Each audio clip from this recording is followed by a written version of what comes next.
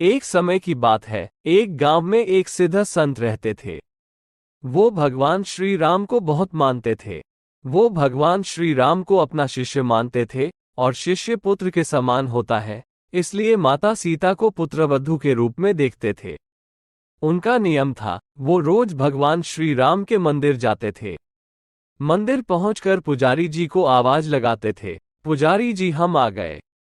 ऐसा इसलिए था क्योंकि वो माता सीता को पुत्रवधू के रूप में देखते थे। संत मंदिर जाते समय एक फूलों की माला पहन लेते थे और मंदिर पहुंचकर अपनी पहनी हुई माला भगवान श्री राम को पहना देते थे। ऐसा करते मंदिर के लोग उन्हें देखते लेकिन कुछ नहीं कहते।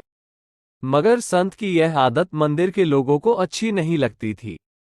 एक दिन मंदिर के लोगों ने आपस में परामर्श किया कि यह उचित नहीं हो रहा है। इस तरह से उतरी हुई माला भगवान को पहनाना भगवान का अपमान है।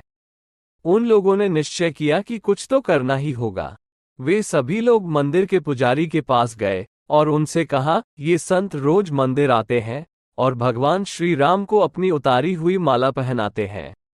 ये बात गलत है। उन लोगों ने पुजारी जी से कहा कि वे संत से इस बात का विरोध करें और उनको ऐसा करने से रोकें। पुजारी जी उन सभी की बात मान गए और बोले, ठीक है, मैं कल ही संत से बात करूंगा। अगले दिन जब संत मंदिर में आए और पुजारी जी को अपनी माला उतार कर दी, तो पुजारी जी ने उस माला को भगवान को पहनाने से इनकार कर दिया। साथ ही संत से कहा कि यदि आपको माला भगवान को पहनानी है तो बाजार से नई माला लेकर आए। आपकी ये पहनी हुई माला हम भगवान श्री राम जी को नहीं पहनाएंगे। इस बात पर संत जी मन से बड़े उदास हुए और दुकान जाकर फूलों की नई माला लेकर आए। मंदिर पहुंचकर संत ने वो नई माला पुजारी जी को दे दी।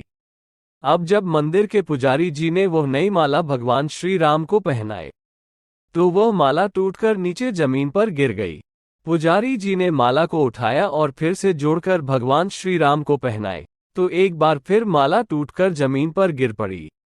पुजारी जी ने ऐसा बार बार किया, पर भगवान श्री राम ने वह नई माला स्वीकार नहीं की। तब पुजारी जी को समझ आया कि उनसे बहुत बड़ा अपराध हो गया है और पुजारी जी ने उस संत से क्षमा मांगी और कहा, संत जी मुझे क्षमा करें, मैं आपके और भगवान श्री राम के रिश्ते को समझ नहीं पाया। कृपया आप अपनी पहनी हुई माला भगवान श्री राम को पहनाएं। संत खुश हो गए, उसकी आंखों में पानी आ गया। उसने तुरंत अपने गले में पहनी हुई माला उतारकर भगवान श्री राम के गले में डाल दिया। इस बार वो माला भगवान श्री राम के गले में ही पड़ी रही, जमीन पर नहीं गिरी। ये देखकर पुजारी जी को बड़ा आश्चर्य हुआ और उन्होंने भगवान और संत दोनों को सिर झुकाकर प्रणाम किया। ठीक इसी तरह एक दिन संत मंदिर पहुंचकर बाहर से आवाज लगाए, पुजारी जी हम आ गए। उस समय पुजारी जी किसी दूसरे काम में लगे हुए थे, उन्होंने सुना नहीं। तब मंदिर में माता सीता जी तुरंत अपने विग्रह से बाहर आए और अपने आगे पर्दा कर दिया। फिर संत मंदिर में आए और अपनी माला गले से निकालकर भगवान श्री राम को पहना दिया। जब पुजारी जी आए तो उन्हें ये देखकर बड़ा आश्चर्य हुआ कि माता सीता जी के विग्रह का पर्दा तो लगा हुआ है, जबकि अभी कुछ देर पहले तक पर्दा नहीं लगा था।